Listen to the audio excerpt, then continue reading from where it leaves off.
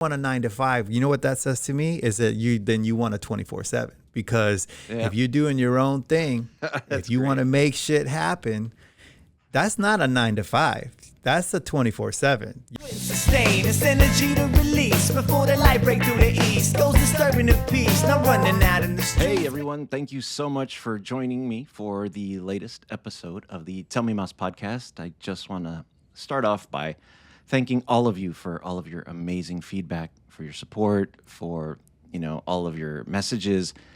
I've read them and I really appreciate that you're finding our first couple of episodes entertaining, educational, especially our last episode dealing with the crisis in Venezuela.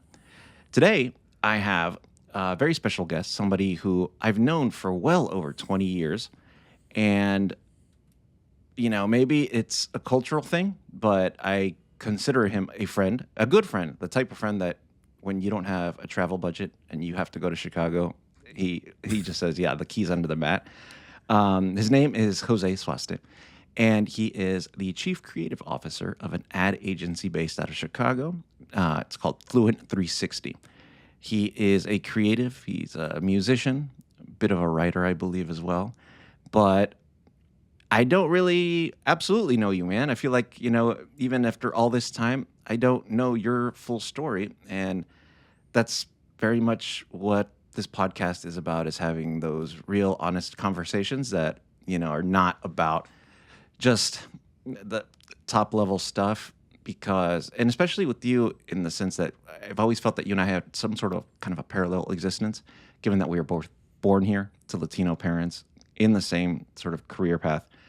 And you've accomplished so much. And if I've never told you, I'm absolutely proud of everything you've accomplished professionally, but more importantly, personally. You've grown up to be you're a great man, for sure. I absolutely admire you, man. So thank you so much for taking the time to hang out with me for a little bit. Yeah, man. No, thank you, brother. Thank you, man. I mean, I'm incredibly proud of you and this podcast and what you're doing, man. I think that these conversations are necessary. I think that, there needs to be more of us out there speaking and telling our stories so that the next generation can hear it and relate to it and learn from it. So yeah, brother, I'm excited to talk to you, man. There's so much that we were never taught, man, that we just didn't have access to, and we'll definitely get to that. But sure. Like I was saying, I know you're a Dallas native, but I don't know that much about your family. Like, tell me about your parents. Tell me their story. Yeah. So yeah, both of my parents are from Monterrey, Nuevo León, in the northern part of Mexico. So Regios. That's where they met. That's where they got married. But in the early 70s, 1974, my dad made the trip up here, to start anew, undocumented. It's a wild story, that he actually shared with me, and I actually have it on tape, which I really cherish a lot. I have it on tape. That shows you how old I am. I said I have it on tape. It's on video. It's on video. But yeah, man. Yeah, no, I just felt like I had to. I just felt like I had to get that story from him and his whole journey. But my mom was also, had a very interesting life. She's no longer with us. She passed away in 2010. But she was born and raised in Monterrey. In 1960, my grandfather uprooted the whole family and they moved out to California. And the whole family was migrant farmers, man. They picked strawberries, they picked turnips, they picked garlic. I think they settled mostly up in a town called Gilroy. So if there's any California people that know where that is, that's cool. I mean, they should relate to it. Right outside of San Jose, yeah. Yeah. But in 1968, when the Vietnam War was starting to kick off, my grandfather noticed that they started drafting a lot of kids from the area, a lot of Latino kids, a lot of kids from the migrant community, and they weren't coming back, man. They were coming back immediately and not alive, and that's what they noticed. That they'd go to basic training, they'd come back, say goodbyes, and then 3-4 months later they'd come back, in a box, brother, and that's just the way it was. And so I think that kind of led to them saying, you know what, he's got, 4 sons, and he was like, we're out of here. And they moved back to Monterrey. And somewhere in that span between 68 and 74, my dad started bothering my mom. I think he knew some some people in the same neighborhood. And that's the way she explained it to me. She was just like, you know what? He just wouldn't leave me alone. Like, you know, he kept bugging me Wore her down. you know, wore her down, dude. And eventually showed up at the house and was like, you know, Amen. did the whole formal, like to take her out. And the rest is history, man. I mean, I don't know how much you want me to get into that story of like, you know, why they decided to come or, you know, to the States or how that worked out. Yeah. Why would they want to come? Well, yeah, I mean, you know, again, my mom graduated from high school in California, didn't go to college. That's when they moved back to, you know, to Mexico. And she kept up with her education, but she immediately started working, you know, and so she was working. My dad, though, came from a very, they both came from very humble beginnings, like, to be honest with you, you know, there wasn't a lot of money or anything. My dad was extremely, though, you know, poor. And the way he explained it to me was when I got to the 8th grade, and it was either go to school or eat. He was like, and it was like, I got to eat. So, like, he stopped going to school and started working full time, like around 13 years old. I think at first he apprenticed at a butcher shop, and then just like, you know, did all kinds of stuff. He's been shining shoes and selling chicles and all that stuff since he was like 6 years old. That's what he told me. So yeah, so they didn't have a lot of money, man. They were kind of getting by.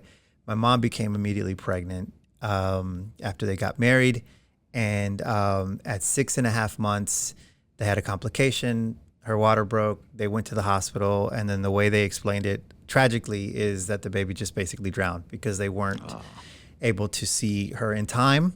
And it's funny. I try not to get emotional about it, but it was crazy, man. So my dad basically was like, "We're out of here. I got to go do something else, and this isn't going to happen to me again." So he took off, man. My grandfather on my mom's side was already working in Dallas, Texas, at a car dealership. He was running I guess what you call it, like an office cleaning crew there, and said, "Look, if you get up here, I got a place for you, and that'll get you started." And so that's what prompted him, man. He jumped in. He took quite a journey, and he ended up in Dallas, and that's how he started working. And then he saved up for a little bit of time and was able to send for my mom. They got their own place, and then I'm here. And then a couple of years later, my sister got here. So yeah, man, that's how we ended up in Dallas, and we ended up having a really cool little community, man, because you know, another one of my dad's brothers came to Dallas, and then a couple of my mom's siblings as well, like you know, one of her sisters, two of her brothers. So we just had like a little community there that we could rely on each other, you know. When you say Dallas, like, what part of Dallas? They actually, it's funny, from what I'm told, at least when they first got here, they actually were living in this part of Dallas, which is now like Yuppieville. It was uptown. But back then in the 70s, really? That was like Little Mexico. Mexico spread. It was, in fact, very much Little Mexico, yeah. And there's still a couple of little places that sort of maintain that memory down there. Yeah, he said they were renting an efficiency apartment off of McKinney and Cole Avenue. So like right there in the heart of, like, you know, really nice apartments now, but back then it's a block and a half away from American Airlines Center. 2 blocks away from the W Hotel. It's totally interesting. Yeah. But in the 70s, he said that was all Mexicans there. You know what I mean? And they were making it happen. There was houses, and like I said, I think this place was like a big house where the woman kind of turned some of those rooms into the house into like efficiency apartments, and that was where they first landed. And then from there, we moved to, I think right around the time I was born, or a little bit after I was born, to East Dallas. And so we lived over there off of East Grand in a duplex. And then we were there until I was about 4. And then I remember in 1980 or 81, I'm not sure of the year, I was little, but we moved to Pleasant Grove, which is an inner city suburb on Southeast Dallas. And that's where, you know, my mom lived the rest of her days, man. I mean, that's where I grew up. My sister and I, we're from Pleasant Grove, man. Grove rats, PG in the house. Yeah, man. Would you say you were surrounded by mostly Mexican American in that area? No, actually, it was funny. I think that it was nice at first, you know, at least we thought it was much nicer where we came from. I mean, the duplex was kind of run down, big rats, the whole thing, like it was horrible. But there were some white families there. There but were some. there were some. They started moving away when I was really early, when I was young. I remember, but I actually do. This is the wildest part about my upbringing is that the neighborhood was probably 85 to 90% black. It was a black neighborhood, African Americans, man. So that's That really that's how I grew up, bro. Like, that must have back shaped then. that must have shaped you very profoundly. Oh man, tremendously. Because you're talking about like the early '80s, all the way, all the way through the '90s. I mean, I saw hip hop happen, man. At least in Dallas. I mean, that's what really influenced my music culture, my tastes, the way I dress, the way I spoke, everything, man. I mean, I just like, I honest to God, I thought I was black. You know what I mean? Like I wanted to be, black, and my parents were like, "What is happening?" You know what I mean? Like, what's going on? Oh yeah. But Oh yeah, no, man. I totally actually want to address that from when we both got our careers started, Yeah, because I think that stuff actually makes you very unique. And we were in an environment where I think it stuck out. And yeah, I definitely want to dive into that because I think it's important. But before we go there, I do want to talk about your mom a little bit because sure. I remember going to her funeral, and I never had the opportunity to actually meet her. But what has been made very apparent over the years is you had a very profound love with her. What was your relationship like with her? I mean, I think, man, it's deep. Obviously, like I loved my mom. I still love my mom. She was just a very, very caring, and nurturing type of person. You know what I mean? Okay. Like this type of person where I just felt like I never heard anybody have a bad thing to say about her. She was always there to help anyone in the family, whatever they needed. I mean, kind of give you the shirt off her back kind of person, man. For us as her kids, though, she was just extremely very sweet, and very very kind, very nurturing. She spoiled us through food. Okay. She was an Okay. amazing cook. And traditional Mexican household, man, she cooked most of the week. Mom was cooking. There was very few days off. I think like Friday nights, and then maybe like Saturday afternoons was like where we'd make a trip, to Pizza Hut or something. You know what I mean? Or Yeah. Long John Silver's or something. We'd get something that was like, and we thought it was the best, right? Like, oh my God. But yeah, that's how she spoiled us, man. But she was just a very sweet and kind, caring person, which was funny because it was the opposite of like my dad. My dad is your typical, or was anyway. He's a very, very sweet person now because he's trying to get into heaven. I get it, like what I mean? but back then, like he was your typical rough, gruff, tough love, mad all the time. And I get it, man. He was busting his ass. He was hustling. You got kids, and then you got one of them. I don't understand you. You walk around with these big pants and like listening to rap music. I don't understand you.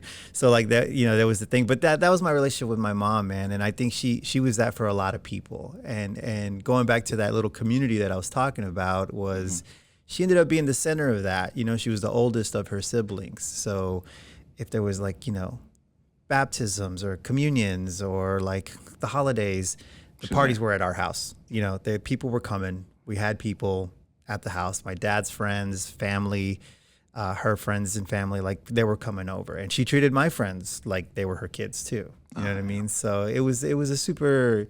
She was just very, very sweet, man, very kind, and nurtured like our interests a lot too. Like with me with art.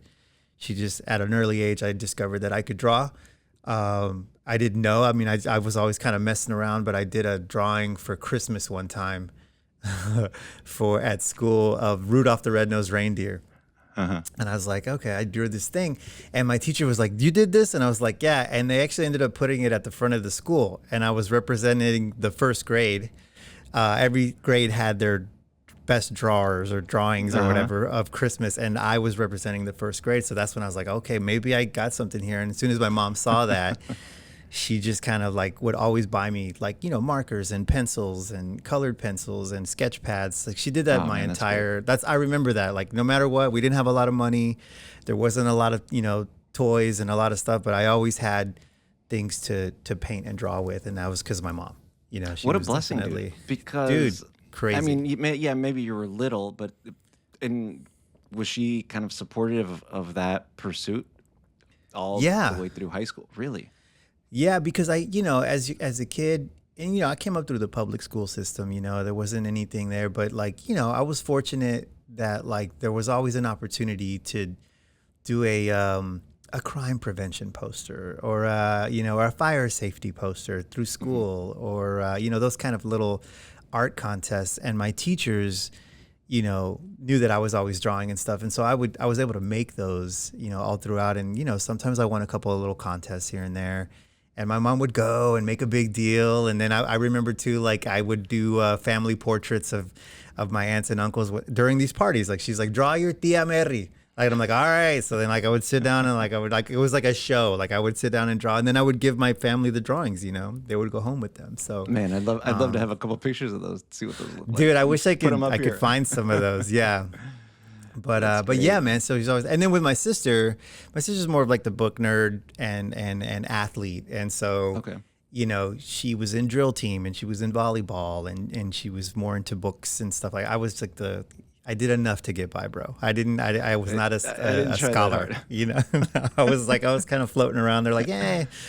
But she supported her through all that stuff. Anytime my sister needed like, any equipment or, outfits for whatever they needed, or like, attending some kind of like after school club, that's how she supported my sister, because like my sister, that was what she was into.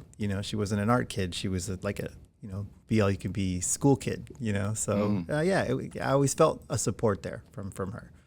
Wow, for that. that's great, man. Yeah, man. And because their situation, immigrants, oftentimes the kids of immigrants, and I think I will never say that that I was not completely supported by my parents, Yeah.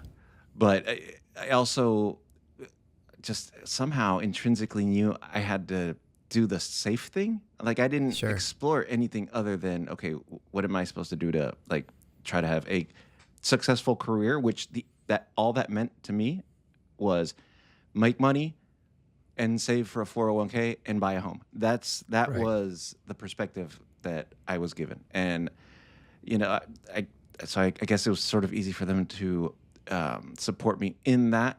But had I Right. think I'd gone a different direction, an artistic direction, they probably would have done a good job of distracting me from that somehow. And I get it, Yeah. and I totally get it. So let me ask you, and it's a question that I've asked a couple people recently, because someone asked it to me years ago, and it seems very meaningful to me. But go back to when you're 10 to 12 years old. Yeah. What was like a perfect Saturday for you? What was that like? Yeah. I mean, like I said, for me, it's a couple of different things. It's going to probably start with like, Saturday morning cartoons. That was what was up, you know what I mean? So probably at least a little bit there, 10 or 12 years old. I think I was still doing that. But honestly, man, like all I can remember, like my biggest memories of childhood are either running around my neighborhood with my friends. We played baseball and, at the field at school. We rode bikes. Remember just like Road bikes. Just ride bikes, baby. Like, you know what I mean? Just like, hey, let's go ride bikes, like, or like I said, man, there was always like something going on, a quinceañera, a birthday party, what do you call it? First communion or something, and so like we always had something going on. So that's probably, how it's remember my, 10 to 12 years old, perfect Saturday afternoon. It's either that. Very little time spending with my actual parents. Like, I'll be honest with you. Like, they were very much like, I'm a Gen Xer, man. Like, you are too. Latchkey kid. I'm telling you, like, they were like, don't be in the house. You know what I mean? It was like, like, are you going to, like, no coming in and out. Like, they were like, oh, ¿estás adentro? O te vas para afuera? And then you're like, all right, well, then I'll go outside. And so, yeah, I remember just being outside a lot, bro. Like a lot, which is great, getting into shit and just getting into stuff. So I'm really grateful for that. But very little, like I didn't have a lot of father, dad, like catch moments and things like that, 10 to 12 years old. Or, I didn't help my mom out a lot, like at the house. I mean, I did my stuff that I was supposed to do, but it wasn't like, we spent a lot of time with our parents, man. I don't remember that. Yeah. Would you say that with her passing, would you say that you are at peace with the conversations that you did have with her, or do you feel like there was a lot left on the table that you wish you would have said? Man, it's tough. I would say for the most part, yeah. I look back on it now, and I tell this to all my friends, because we're all busy, right? We all go to work, and you're doing your thing.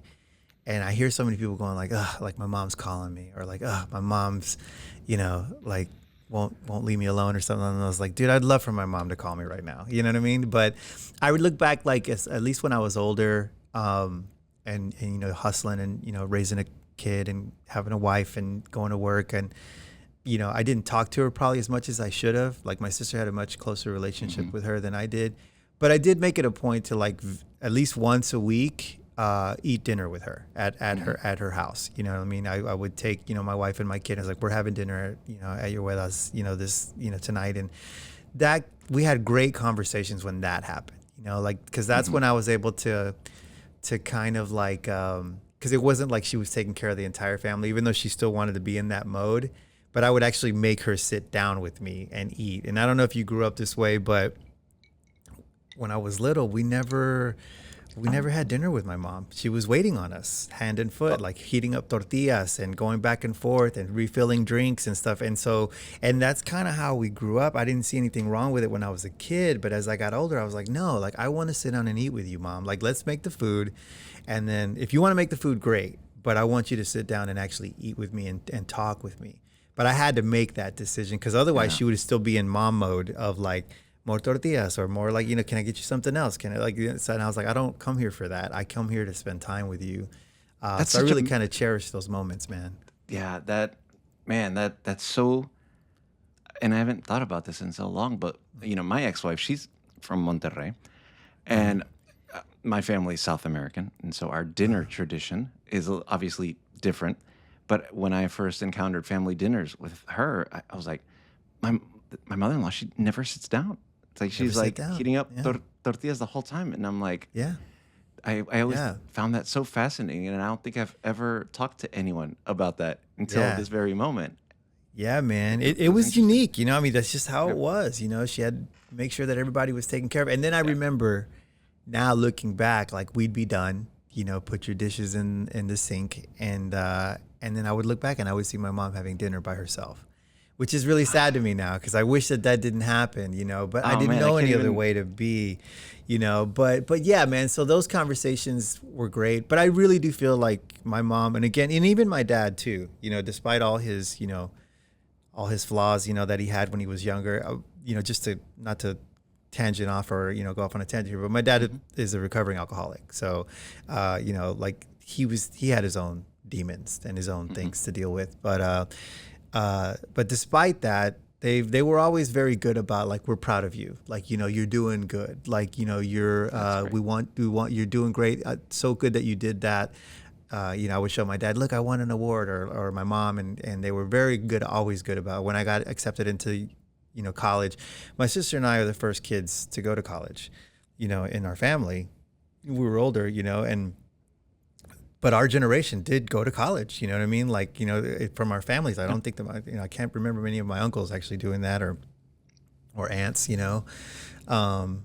and so it was good. It was like something that was instilled in us. And so like, I remember I got into school, she's like, I'm so proud of you. I remember when I got my job coming out of school, she's like, I'm so proud of you. So I do feel like she was really good about showing love. You know what I mean? Like not the advice part or anything like that, but the showing love and being appreciative and stuff. Like I do feel that. So I am at peace with that, man. I wish I could have spent more time with her. I wish you could have seen, she was young. She passed away young. Yeah, she was 59. She was 59. I wish we had, obviously 50 more years, obviously, but like I just wish that she could have seen, my daughter grow up and just all the things that I've accomplished at work, and she was able to come to some of my shows when I was a musician, so that was cool. She supported that too. So yeah, man, I got to be at peace with it. Obviously, I want my mom around, but I have to be. I feel like she knew how much we loved her. I knew how much she loved me. There's no questions there, for sure. That's great. That's beautiful, yeah, man. So you actually brought up what I wanted to talk about next. That era of your life when you were a musician. How'd that come about? Man, it's funny. Again, I think it's a big product of where I grew up, bro. I mean, like, I just remember, when I was little, like, I'm talking like second grade, third grade, you're talking about 1986, 1985, 86, 87. I mean, hip hop was huge. And I remember like just the way you had to dress had to be hip hop, and you either better be a good break dancer, or a good artist, like a graffiti artist, or a good rapper. You know what I mean? And I was always trying to be good at one of those things. Obviously, the art part was cool for me, like I could do that. But I was always really attracted to, to rap, and but I never thought I could do it. But and then when I was in the seventh grade, this is kind of like out of a movie, which is hilarious. But I went. They shipped me off to a school in the suburbs. Because it was a better school system. They were like, because you gotta understand, it's like 1989, Colors had just come out. Like there's a lot of gang violence in my neighborhood, man. Kids were getting shot, people that were my age, 12, 13, either getting jumped into gangs, or trying to be, a badass. And the schools around my area just weren't great. And so, not following the letter of the law all the way, my mom was able to use my uncle's address to get me to go to a school in the burbs. And so I went from a maybe 85 to 90% black school to an 85 to 90% white school. Really? And so, yeah. And you probably so then that was my high school. Then you probably came to my high school. This was junior high. So it was junior high, and I was in shock. I was like, okay, nobody knows me here. These kids had all kind of grown up together in the same little burbs, and they were playing sports and stuff, and they just knew each other. I'm coming in cold. And so I found that like the very small population of Black and Latino kids, we just kind of started sticking together, like, hey, there's not a lot of us, like, let's stick together. Yeah. And when I was in the seventh grade, I made friends with this girl, and her name was Shaquette Rice. And she was 1 year older, and she was cool. Like Shaquette was actually one of the cool kids, because she had the cool slang and dressed cool and knew everybody in the school. And I don't know, she saw something in me, and I guess because of the way I talked and where I was from and stuff, we related a lot. And so she was kind of like a mentor almost, if I have to look back on it. And she was like, what you should do, man? She was like, you should probably learn how to rap. You should probably do some rap. And I was like, I'm not a rapper. And she's like, listen, you're going to get girls if you're a rapper. And I was like, okay, cool. I'm a rapper. You know what I mean? So I started writing my little rhymes and my little bars and stuff. And I started practicing with her, like on the phone. I remember we would talk on the phone, and she was like, well, show me what you wrote. And then I would be at lunch and, in the lunch line or in recess, and I would hear some kids that were rapping here and there. And eventually I got enough courage to do it myself. And that's how it started, man. I started, becoming an MC and, just writing my rhymes. And I just remember having these vibes of like, once you had some, like a good like set of bars, and you're like, I'm just waiting for somebody to challenge me, bro. I'm just fucking walking down the hallway, like, come at me. I'm ready to go. And so, yeah, man, like I just started battling dudes like at lunch or after school. And in my head, I'm picturing like a dance battle. It was just a rap battle. And it was horrible, like, because we were little kids, but you know what I mean? We would be like, look at your shoes, look at your feet. You look like a jumbled up piece of meat. Like, it was just like dumb stuff that like we were just kind of like going back and forth and messing with each other. But I got better and better, and it became a passion of mine, man. By the time I got to high school, I was a full on, like, I'm a rapper, bro. Like I'm an MC, I flow, and I started just doing stuff. And it was really cool, man. What happened was in the mid 90s, there was a local radio station. They're still around, KNON 89.3. Yep. And community radio. Community radio, and they would do these things, man, where they would broadcast live from different locations, and some of those were underage, like clubs. You know what I mean? Like when you were 13 to 18, you can't go to the real clubs. You're not going to get into any bars. Right. But they started putting on like little broadcasts, and in those broadcasts they would have like talent shows and rap competitions or like talent competitions, and I started entering those, and I got with a friend of mine at school.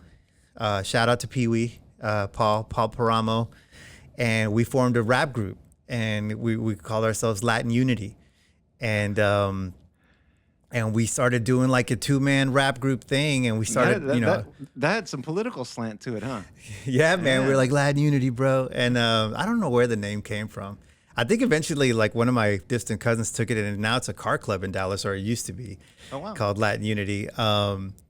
But and I got some pictures, man, I can share. They're hilarious. But anyway, we were little. We were like 13 years old, like 14 years old, and we started. I would get like, this is back in the day. Like, I didn't have any equipment, bro. Like, I wasn't friends with a DJ, or we didn't have a producer. And what I would do is I would buy these. Back in the day, you would have a maxi single that would come out with songs, like, so like it was a cassette, and normally it would have the hit song, and then it would have a B-side, and then it would have an instrumental. The maxi singles used to have an instrumental. So I would find songs that I was like, oh, that's a cool song, I really like that beat, and then I would just use that instrumental and write my own raps to that instrument on top of it. So then I would go to these rap competitions or these rap shows, and I'd be like, play, it's already queued up on this cassette. Just like hit play, dude. That's gonna be my beat, and I'm gonna I would make my own song to that beat. That's great. That's cool. You know what I mean? And one so big long sample. 3-minute sample. Big time. And it had the breaks and everything, and I would write my own choruses, that would go over those breaks. Nice. And then me and Paul I'd do a verse, then he'd do a verse, and then we do like, the chorus and stuff. And that's how we started doing stuff, man. I did that all through high school. I put out a couple of tapes, and, people would come to our shows.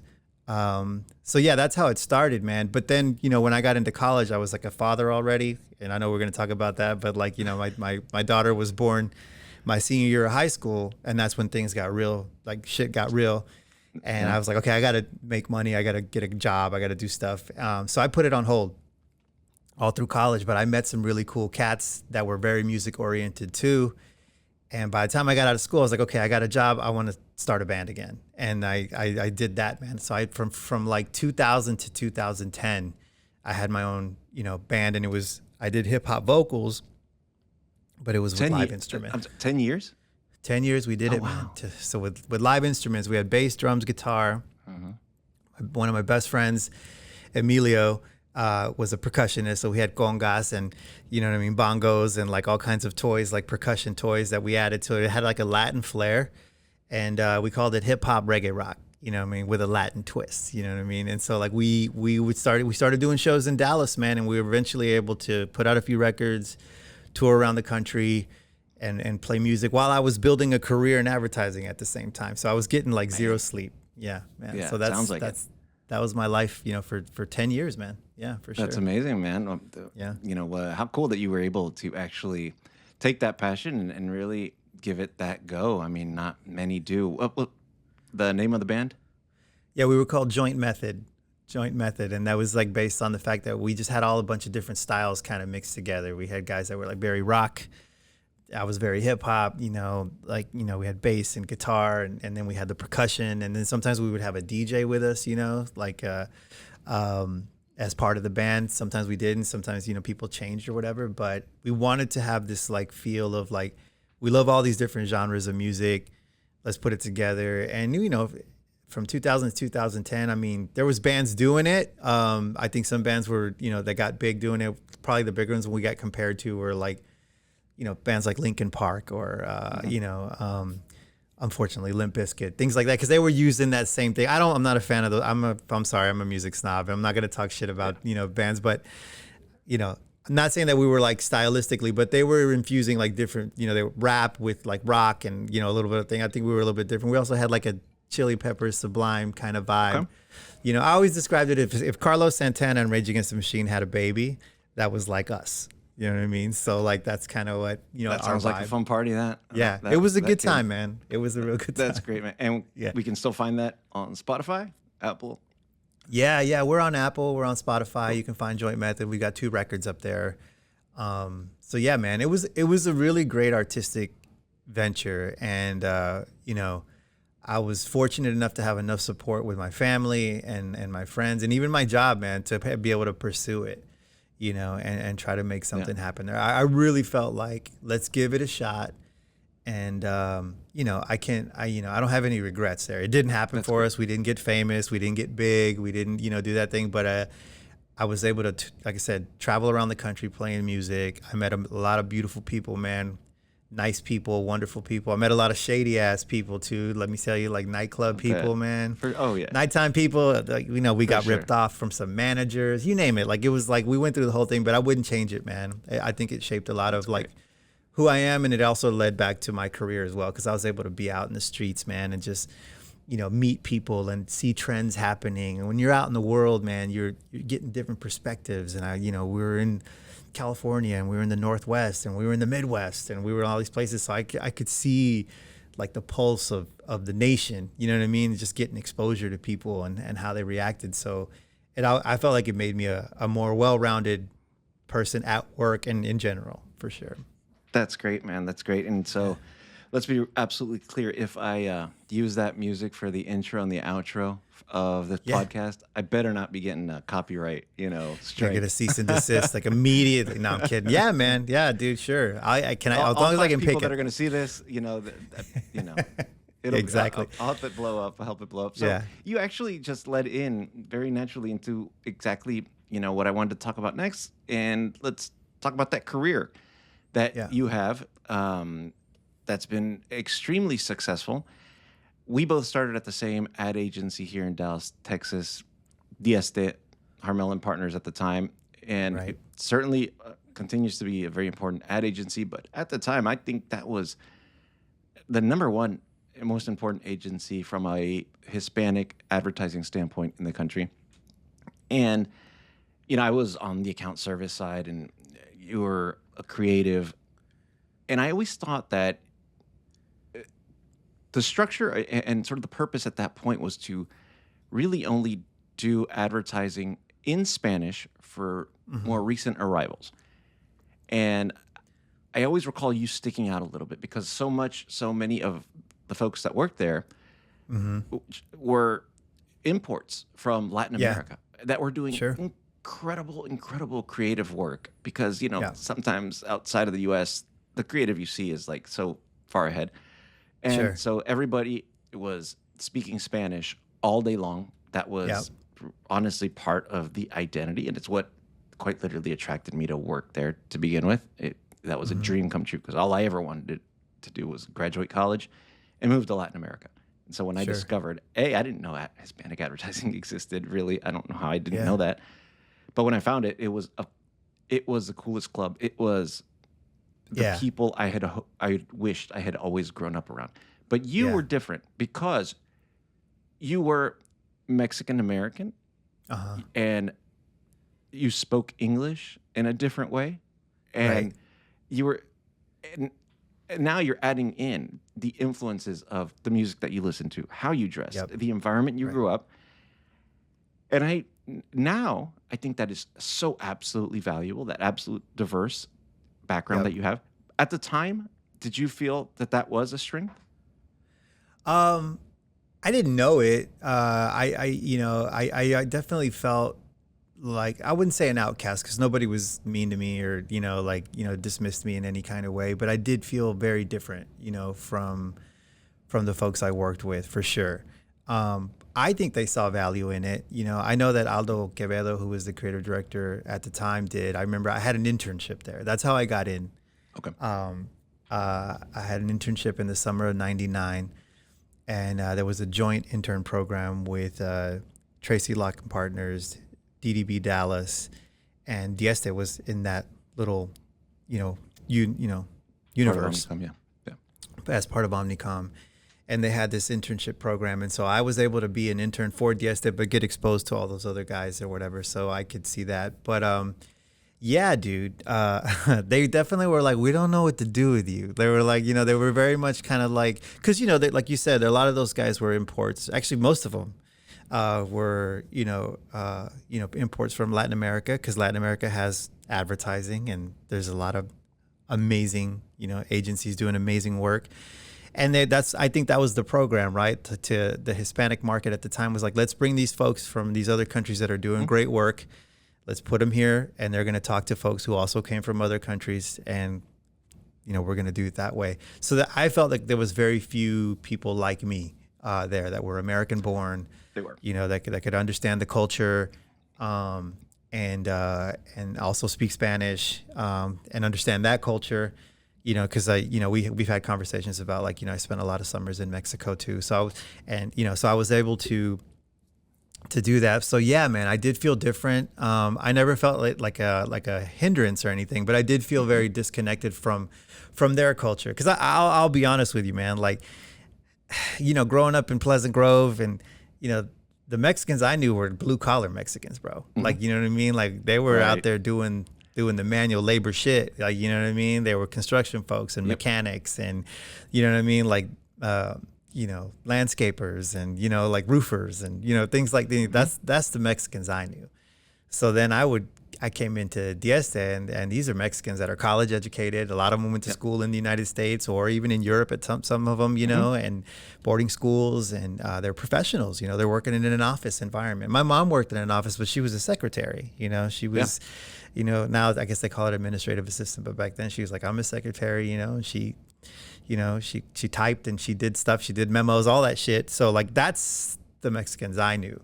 So coming in there, it was very, very different, for me. But I was accepted, man. They were, like, really cool. I think they were curious about me as much as I was curious about them, for sure. I think they were smart enough, cultured enough to realize he has got something different. And it's so interesting because, and it wasn't in a bad way, but I had a couple of conversations where they would about you, where you came up, and they were like, well, how come he speaks English like a black guy?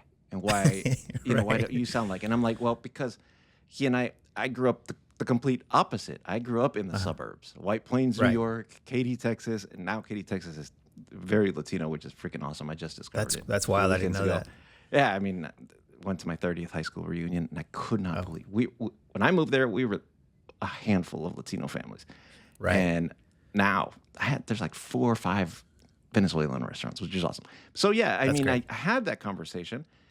People brought that up to me because they were curious. Like, they didn't get it, and I was like, well, it's different, based on where you grew up. And yeah, I was sent to Peru every summer, right, to maintain that language, and it was very important to my parents that I read and write in Spanish, and so it was just a different thing. So, you absolutely had a unique set of skills. Now, that unique set of skills, I think, is so much more valued, because the truth is, where so many brands and businesses are trying to reach this very diverse group of people that is not just Black or Latino, but also white kids, that are so culturally fluent. And it's like when I look at my kids, race and color is so, even having a deep discussion about it seems like silly to them when I've tried to bring up, and they're like, no, we all just kind of hang around. It's not really like segregated, like, how they think that our generation was, which it was. So I think your mix of skills matter so much more now. Tell me about your latest role, Chief Creative Officer at Fluent 360. Tell me about that place and why it's different. Yeah. Well, first of all, it's definitely the most unique agency I've ever been part of. And it's weird, obviously, like, there's a lot of things happening right now in our country that are really talking about division, and how the term woke now is a negative thing, or DEI is also a negative, the worst. A negative thing, but it wasn't, it's been appropriated by a certain segment of the population. But what we do here is we are right now what we consider ourselves like, if you want to speak about it traditionally, it's a multicultural agency. But I think what we look at it as is we're an identity focused agency, right? Because we believe that, like we call ourselves the creators at the heart of identity. So we know that that your identity is what drives your passion, right? Like you have to have passion in it. That's what's going to drive you. So we focus on, very diverse audiences. It's U.S. Hispanic. And again, I know there's controversy with that term. I'm just going to say that's just what in broader terms, U.S. Hispanic, African American, Asian American, and the LGBTQ plus community. That's the majority of the work that we do for. Now, traditionally, it's been my experience that a multicultural agency says, oh, we're multicultural, but really it's just a Hispanic agency, or it's really just an African American agency. So very rarely do you get the experience of like an agency representing all of these cultures, which means all of these cultures are here in the office. You know what I mean? I have, creatives that, and strategists and everything that represent that whole gamut, of audiences, which is very unique and it's very different. And I love it. I fucking love it. So it's definitely been the most interesting place that I've ever worked. And that did not exist 20 years ago. No. Those type of communication agencies were completely segregated and separate. That absolutely did not exist. Right. There's been African American agencies since the 60s. You know what I mean? And again, like you mentioned, like Dieste being a pioneer, I consider one of the pioneers of Hispanic, advertising in the U.S. since the mid 90s. You know what I mean? So yeah, it's definitely a unique place. I've been here at Fluent for 7 years now, and I came here in Chicago. I moved from Texas to Chicago to help build this agency, and make it bigger. When I got here, we had 20 something employees, and we were able to get to over 100 employees, so like, we've grown it. It's been an interesting thing. We've had some highs, we've had some lows.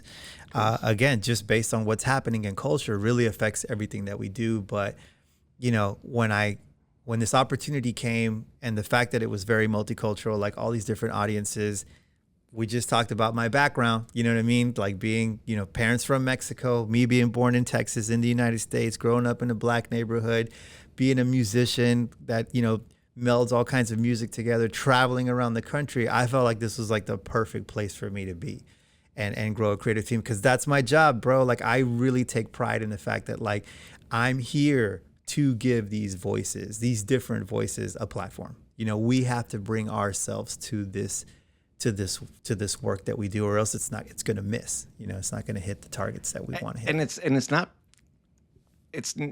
these businesses don't exist for the sake of being nice or for the sake of social justice. No. They exist to drive business, and the results speak for themselves. They absolutely drive business. So one thing I don't ever want to do, and I think it's really easy for people like you and I, is to get stuck in the idea that everyone knows about advertising and is involved in advertising, right? And it's totally not true. You're the chief creative officer of the agency. 30 seconds. What is it that you actually do?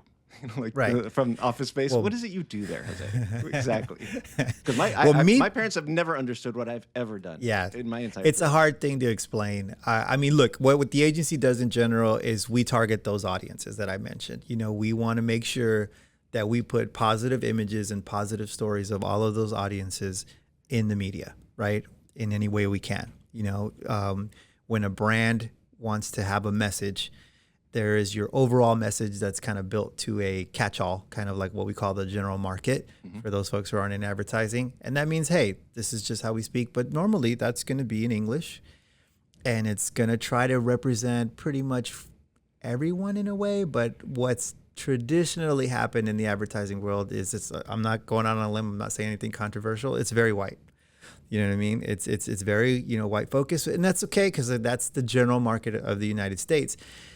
Where I think some brands started to realize where their message wasn't getting all the way across, they decided to like, hey, how do we target specifically the African American community or the Latino community or the LGBTQ plus community, of like with our messaging saying that we're a partner, we're an ally, we want to be part of your world.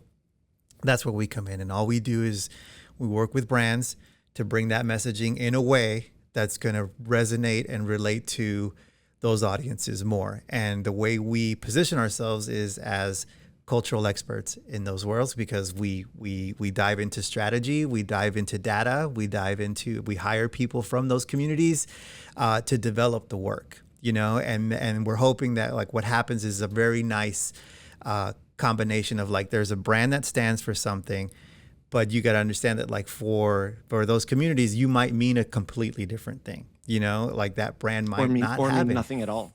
or mean nothing at all. And so every brand has its own path into those communities, and you can't just treat it as a catch-all, because the Latino community is not a monolith, right? Like the African American community is not a monolith. You know what I mean? There's not just like, hey, this is going to be black and it's going to speak to all that. We can't do that. And I don't ask my creatives to do that either. I don't say, hey, what do black people like? No, they're not going to represent 35 million people in America. What they can do, though, is look into data. They can look into research. They can look at their own experiences, and we build a messaging platform that we hope can, attract a particular audience, and that audience can be incredibly nuanced, man, even within those communities. And I don't think that the majority of ad agencies, they don't do it because they don't have to. Right. They don't think about it. I don't think they're racist. They're like, hey, I'm not an expert in that world. I don't have that. I don't know anybody. Nobody works here that looks like that. That sounds like that. That really speaks like that. Our strategists aren't diving into those audiences that deeply. They're not. The data that we're looking at isn't that nuanced and that diverse. So that's what they need us to do, is kind of come up with those messaging that's going to really kind of like, again, create that emotional connection with those audiences. That'll do it. And that's what we do. We come up with commercials, radios, print ads, social campaigns, social media campaigns. You name it, man. Online content, storytelling, brand partnerships. If you ever see like a collaboration where like, a big brand partnered with like your favorite shoe designer, that didn't happen by accident. You know what I mean? There was somebody there behind the scenes making that connection with that brand and that artist or that shoemaker or that race car driver or whatever, to make sure that they're trying to hit a very niche audience, and we do that for those audiences, man. That's great. How fast I can explain it. You said you started there 7 years ago, and now you're the chief creative officer. Were you promoted to that position a few years after joining, or? Yeah. I started as the executive creative director. So, Okay. And then after a few years, I became the chief creative officer. Mm-hmm. So let me ask you, for both of those roles, when you got those roles, how absolutely sure were you that you were totally prepared to take on that role? What made you say, or did you know exactly what the hell you were doing? No, absolutely not. No, I can tell you there was no, man. I mean, look, I had confidence that I could learn some things, and but I was very clear with my boss. I was like, look, I've always just been a creative guy. I've got ideas. I've managed teams, but as far as like, when you're leading an entire department and you're part of leadership, I mean, you're dealing with payroll and you're dealing with like, recruiting and the vision of the agency. And so it's not just about coming up with ideas for, Nissan or whatever to sell a car. The business. And I wasn't very comfortable with that. I never had to be, because I'd always worked for someone else, and I was just like, a creative. But like I said, man, Danielle Austin, who's the owner of Fluent 360, super smart, super cool black woman, on top of her shit, was like, look, I believe in you. Let's figure it out together. I want you to build a department that you're proud of, that I'm proud of, and we can learn the rest on the way. And as long as you're showing me that you have, the eagerness and the guts to learn it, we're going to have a great relationship. And so I had to step out of my comfort zone, bro, and really kind of like learn a lot of things and dive into things that I didn't want to, man. I mean, I was always, like I said, an art kid, but so yeah, no, I wouldn't say I was prepared to be a chief creative officer when I first got here. I probably wasn't fully prepared to be an executive creative director, but I knew that I could do it. You know what I mean? I knew I was in the business at that point for a long time. I had started my own little shop, before I got here. And, I learned some things there, on the business side by myself. So with the support of a great team, I knew we could make it happen. So no, man, a lot of this is, and you'll find that with advertising in general, man. A lot of people get into it and it's like, I don't know how I got here, or like they took this back road, this back path that like, it's not very like you go to school for this, you do this, and then you study this, and then you're there. Some people, it happens for them that way. But a lot of people, man, you ask them and they're like, dude, like I started, this, and then all this opportunity. You never know, so yeah. For sure. So I'm going to ask you a very, very cliche question because it's important to me.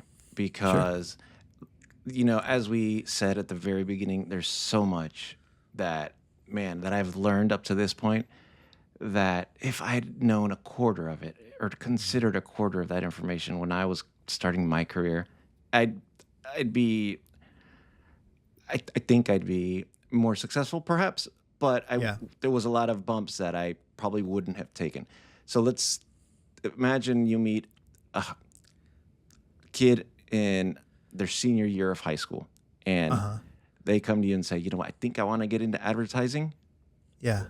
What are some pieces of advice or tips on the path to do that? I mean, and start with, should you be going to college? Yeah.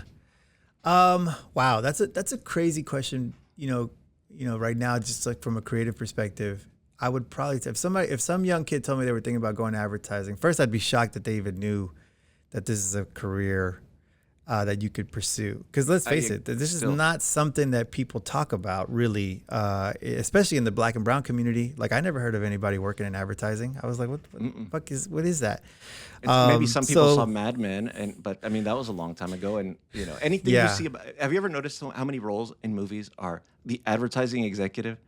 Who it's like a guy in a suit who is the account executive, the creative, the he's actual everything. animator, They're everything. He's everything. Very few times this is actually very close to the reality of what being in the ad world is like, which is funny. But you know what? I would say it really depends on what their interests are. Like, is it more music focused? Is it more art focused? Are you just like into marketing in general? I think you need to find that out first. That would be my advice, because there are, portfolio schools and there are programs at universities that do teach, advertising and or graphic design or what they call art direction and, marketing and stuff like that. So I think that probably I would try to ask them, like, hey, what are you looking into? Like what kind of, because there's, I was fortunate enough a few years ago, I did a talk, through when I was working at an agency and they had a program for McDonald's where they sent me to Denver to talk to a group of high school kids about this, about this thing. But it was more music focused. And they were like, we need you to focus more on the music because a lot of these kids are in music programs and they want to know how that applies, for a career in advertising. And it was cool, man. I was able to talk to these kids in Denver about like, hey, you're a musician, great. You don't have to be the superstar to have a career in advertising. You could work at a music house where they do, sound mixing and recording and editing and all that stuff with music for radio, television, film, and have a very lucrative career doing that, or you can go to work with a record label or a music, company that's like that specifically works on licensing music or working with artists to get them, these partnerships that I'm talking about, or, in movies or in TV shows. Like anytime you hear music or anything, I was telling these kids, like in a TV show or a movie, somebody had to work behind the scenes to make sure that that artist or that music or that piece of music got there. And it's the right emotion and it's the right piece at the right time. I was like, it's not just one person making that decision. No. There are tons of people working behind that. And they found it very inspiring, man. I was like, they came up to me after the talk, like, hey, thanks so much. Like, it was really cool. And I actually, one of the exercises that I did with them was I showed them the same piece of film with two different kinds of music and showed them how the music shaped how they even saw that piece of film. Like one of it was like very high energetic, and here's the music, there's the original music. And I remember I showed them an Adidas spot back then. It was really cool with like this band called Justice. And they were like, here's the music. And they're like, okay, that pumped me up. And I was like, well, look at it this way. Same piece of music, same piece of film with a more softer emotional feel. And some of them got emotional. They were like, wow, it really captures like the need to be great and this and that. And I was like, you see how music can, shape the emotion of everything. I was like, somebody makes that decision, and they just found it great. So yeah, I mean, I would say that's probably my advice, is like really kind of dive into the thing that you like. Now, I'm not talking passions, you know, working to make a career out of your passion. I have my own point of view of that. That's a privilege for a lot of people. You know what I mean? It truly is.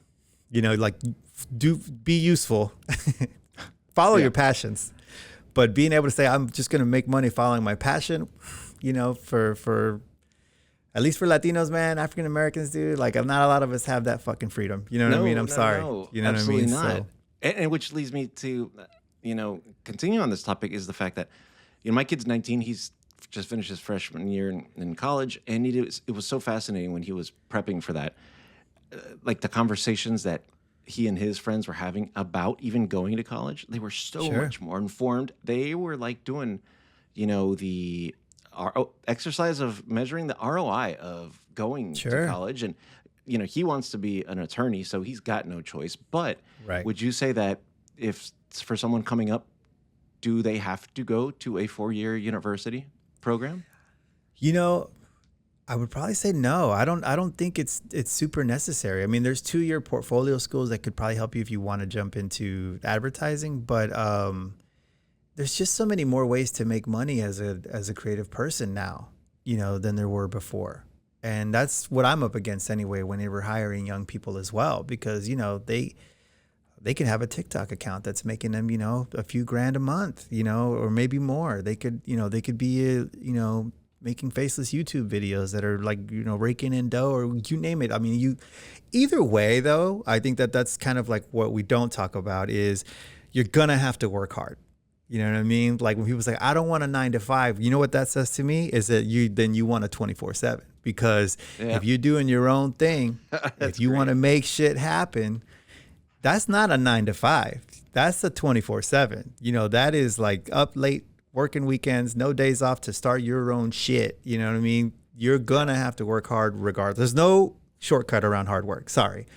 You know what I mean? Like, and anybody who says different, it grew up rich, because there's no fucking shortcut for hard work. I'm sorry. So like either you work hard at a university to do your thing, or if you see opportunities to make money, which there are, then yeah, like, you know, like you're still going to have to work hard, you know, and do your thing. So I just think that there's more opportunities now, man, for creative people to actually be financially secure, you know, but they still got to work, you know, at it for sure. Gotcha. And, you know, and the last thing I just want to touch upon is AI is a big thing in your industry right now. Are you going to have a job in 5 years? I think I will. I don't think we're at a place where I don't know if I will particularly. I'm getting old in this biz. This business will age you out a little bit. Here's what I tell people. I was like, AI won't replace you, but people who work with AI will.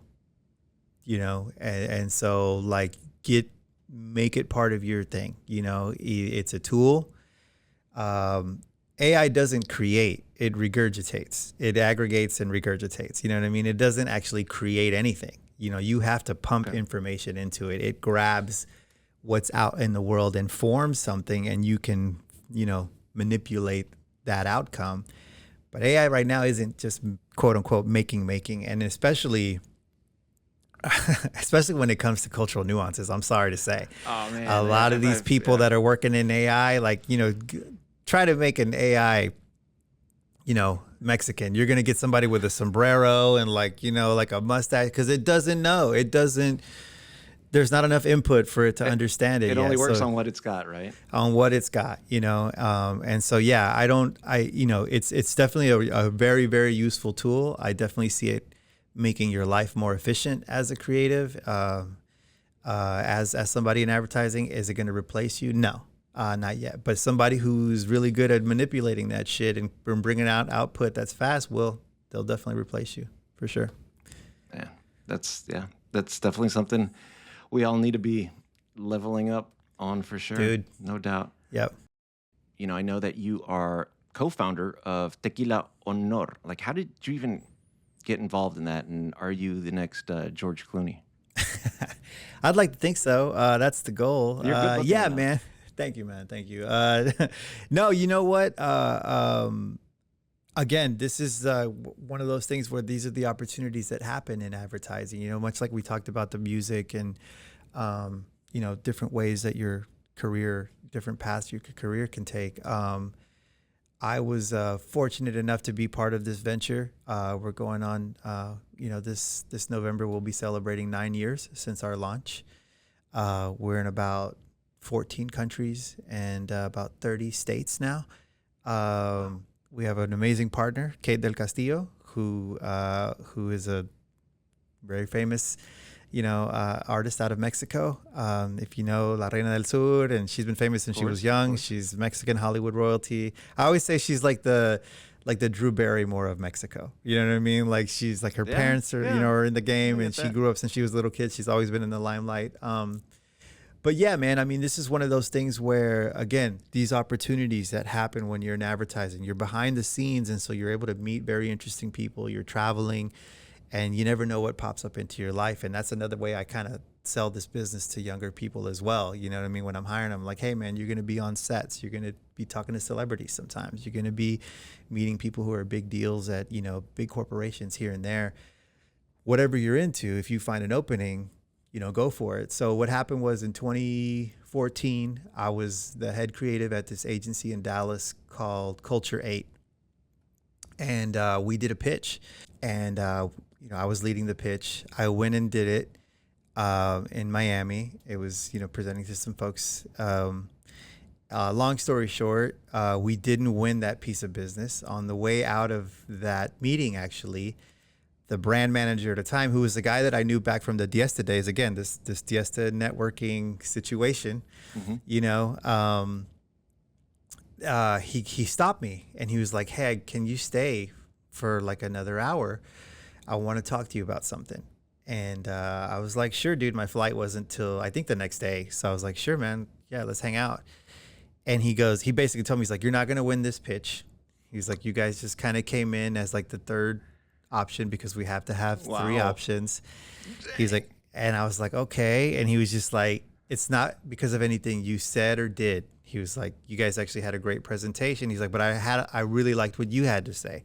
Cause I was at, you get to remember 2014, this agency that I was at, was what you call a promotional agency, a below the line agency, you know, really focusing. And we were just starting to really integrate social media and all this stuff into the way that brands communicate, you know, at the store level, online, all that good stuff. Long story short, he was like, I like what you had to say. And he's like, I'm leaving, you know, where I'm at. I'm starting my own tequila company.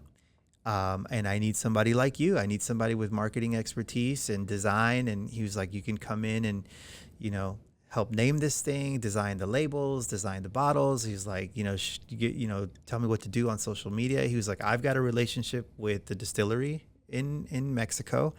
I've been working on this side of the business, so I have relationships with distribution. This is gonna happen. I'm gonna do it. And do you want in? And at first I told him no. I was like, like, you know, yeah, because as a designer, man, like I'm a graphic designer, you get approached a lot. Like, hey, help me with my logo. Like, you know what I mean? Free work, do it for free. So anyway, I kind of blew him off, but a couple of weeks later, he goes, hey, he calls me again. He was like, hey, Jose, I want to touch base with you again to see if you're interested in this thing. And I was like, okay, well, what are you talking about? He's like, I'll tell you what. He was like, I was living in Dallas at the time. And he goes, I'm building a team. I want you to be part of this team. Why don't I fly you to Miami for the weekend, put you in a hotel. We're going to meet for 2 days. If at the end of the weekend, you're not interested, you got a free trip to Miami, you know, see you later. Yeah. But if you're interested in what we have to say, you know, I'm offering you, you know, partnership, equity in this thing. Start it up with me. And so I was like, all right, man, you want to fly me to Miami? I'll go to Miami, bro. Like, you know what I mean? Let's make it happen, you know? And I flew in. We met for 2 days. These guys were well put together. You know, you know, again, looking at, his name's Rene. Rene Valdez is my partner, CEO. And he was like, he had the relationships that he said he had. You know, he already had the relationship with the distillery. Understood a flavor profile that he was going after, and he was like, do you want in on this? And I was considering it. And then actually one of the guys that was part of the partnership then had a relationship with Kate del Castillo because he had worked several promotional opportunities with her where brands had either sponsored her appearance or, were sponsoring a show or a movie or something that she was part of. And, he was the celebrity facing person, in those things. And he said in that weekend, he goes, I know that Kate del Castillo wants to own a tequila brand and she wants to start one. She doesn't want to be a spokesperson only. She doesn't want to, work for someone. She wants to own something. And he was like, why don't we shift gears here? Instead of just creating another tequila brand, let's pitch it to her and see if she'll come in on this with us.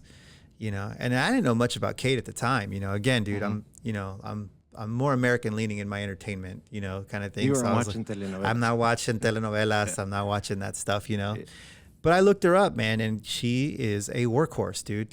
She had a strong following on Twitter, a strong following on Instagram.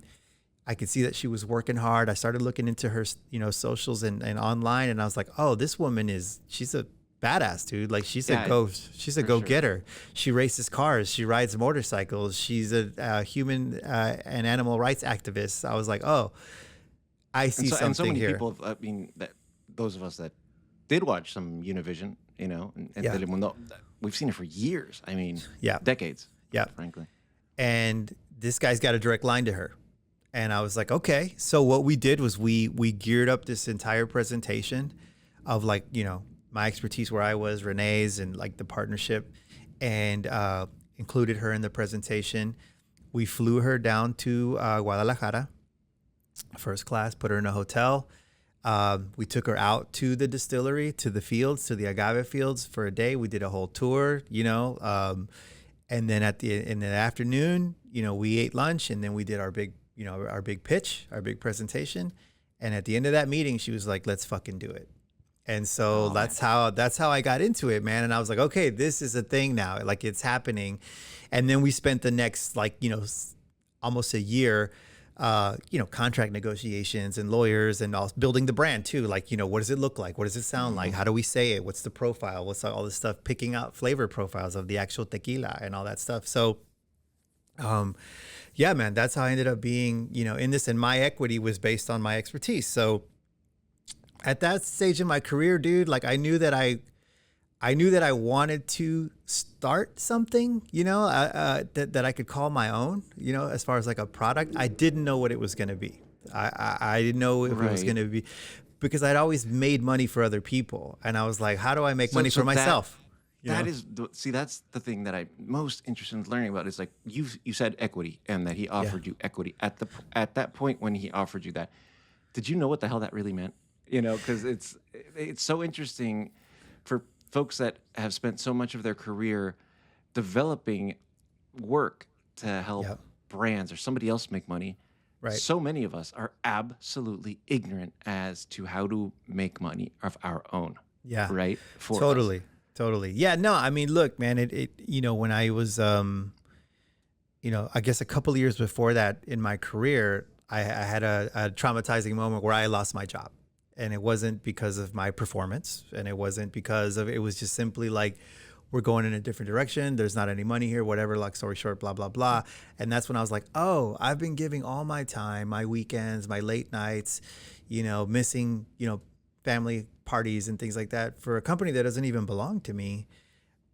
This could happen over and over again, for the next 20 years. And it does. And I was like, I need something that I can own and that I can be part of. So I was searching for ideas of what to invest my time in, as far as how can I build, a brand from the ground up. It's interesting, first and foremost, to be able to get in on the ground on any brand and actually develop it and all that stuff. And I knew I could design, and this just kind of right place, right time, opportunities, conversations with people. That's how I ended up. And so I did know what equity meant. I didn't know all the paperwork and all that shit that was going to be involved in all of that.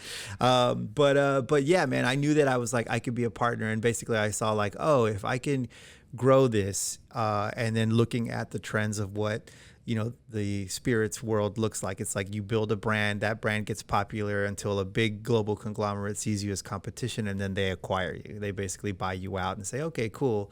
We love what you're doing. We're going to take that, and Here's your money. We'll see you later. We'll take it from here. And that is potentially worth millions. So I was like, great. This is something that I can invest in for the future. I still have a job. So it's not like I'm relying on that money right now, but it's something that I could build towards for sure, man. Yeah. And that's how it happened, bro. It was, very unique thing. It's still going, man. You know, amazing highs and lows, rough patches, tough shit, craziness here and there. But Kate's been great, man. She's always been a great advocate for tequila. She's a woman that's strong. She's Mexican. She understands the culture. She actually drinks tequila. She's not like a person that like fakes the funk, you know? And so, yeah, man, it's been a really interesting way. Another part of my career. And again, I don't think it would have happened without, you know, again, having the support or having the knowledge or being in the space and understanding what it is I do and how I can make that my own and bring something to the table. For sure. Well, that's great, man. I'm glad to hear that it's going well. And, you know, let's drink some more of that tequila honor and let's do it. You sell, you know, like George Clooney, man, you know? Yeah, man. I would love it. I would love it. You'll get there for sure. Yeah. I might not tell everybody, but there'll be signs. Oh, there'll be signs. Oh, no. If I do, you'll all know. You'll all know. Trust me. I'm going to call you. I'm like, I'm rich. Yeah, exactly. That's awesome. Okay.